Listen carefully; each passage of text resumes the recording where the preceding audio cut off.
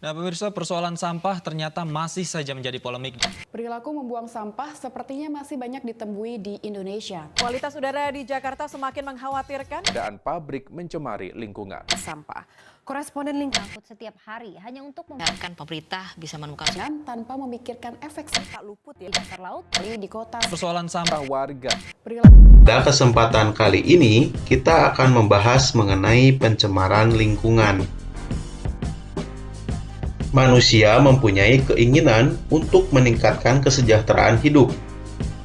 Bagaimana caranya? Di antaranya dengan mendirikan pabrik-pabrik yang dapat mengolah hasil alam menjadi bahan pangan dan sandang. Pesatnya kemajuan teknologi dan industrialisasi berpengaruh terhadap kualitas lingkungan. Munculnya pabrik-pabrik yang menghasilkan asap dan limbah buangan dapat mengakibatkan pencemaran lingkungan. Terjadinya perubahan lingkungan akan mempengaruhi keberadaan atau kelangsungan makhluk hidup yang ada di dalamnya. Makhluk hidup pada suatu lingkungan selalu tergantung antara satu dengan yang lain.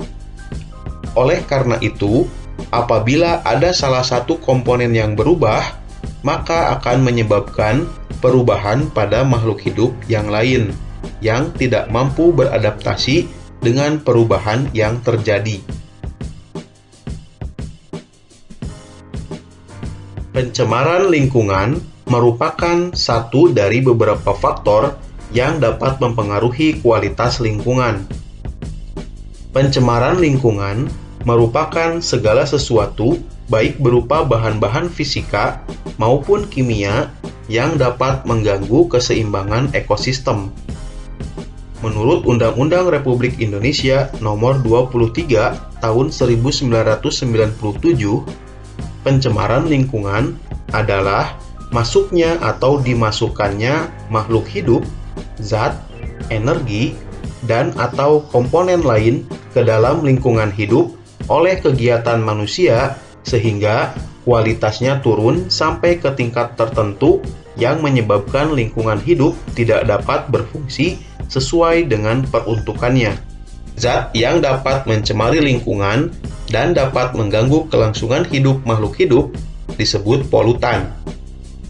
Polutan ini dapat berupa zat kimia, debu, suara, radiasi, atau panas yang masuk ke dalam lingkungan. Suatu zat dapat dikatakan sebagai polutan jika memenuhi kondisi berikut.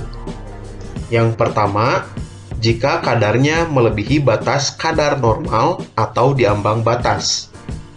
Yang kedua, jika berada pada waktu yang tidak tepat. Dan yang ketiga, jika berada pada tempat yang tidak semestinya. Manusia tidak dapat mencegah pencemaran lingkungan yang diakibatkan oleh faktor alam.